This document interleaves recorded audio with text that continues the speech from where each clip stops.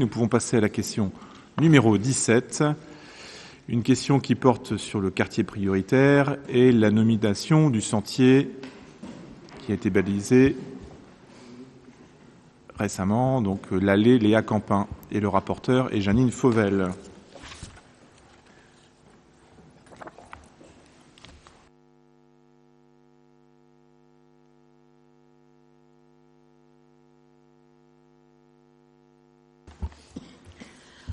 Donc, concernant la politique de la ville, un sentier a été réalisé par les services techniques municipaux dans le quartier prioritaire, la Turfaudière-Mermoz, suite à un travail sur les cheminements doux du quartier avec le Conseil citoyen dans le cadre du contrat de ville.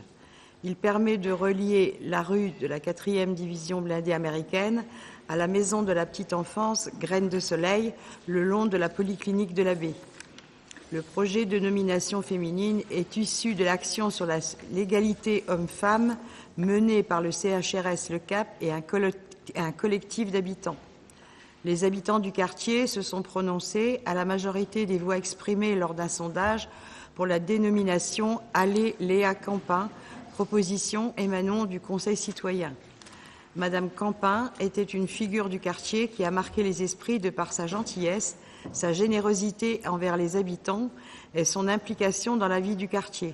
Elle tenait l'épicerie au 15 rue Jean Mermoz.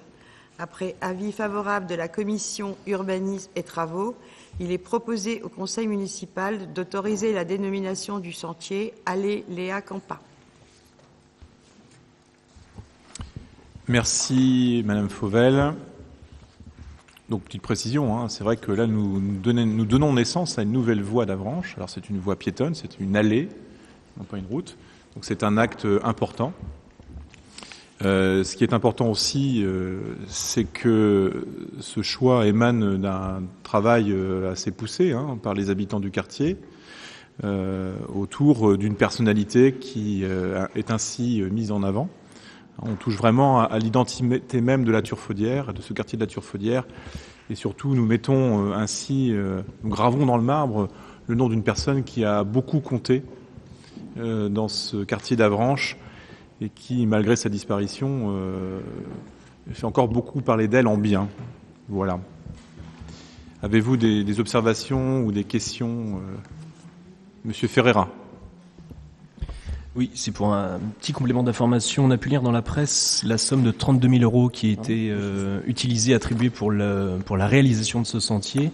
Donc effectivement, ces 32 000 euros, grossièrement, se divisent entre la location du matériel, l'achat des matériaux et aussi le travail des agents qui a été comptabilisé. Donc les heures des agents qui ont tout fait. On n'a pas fait appel à une entreprise extérieure.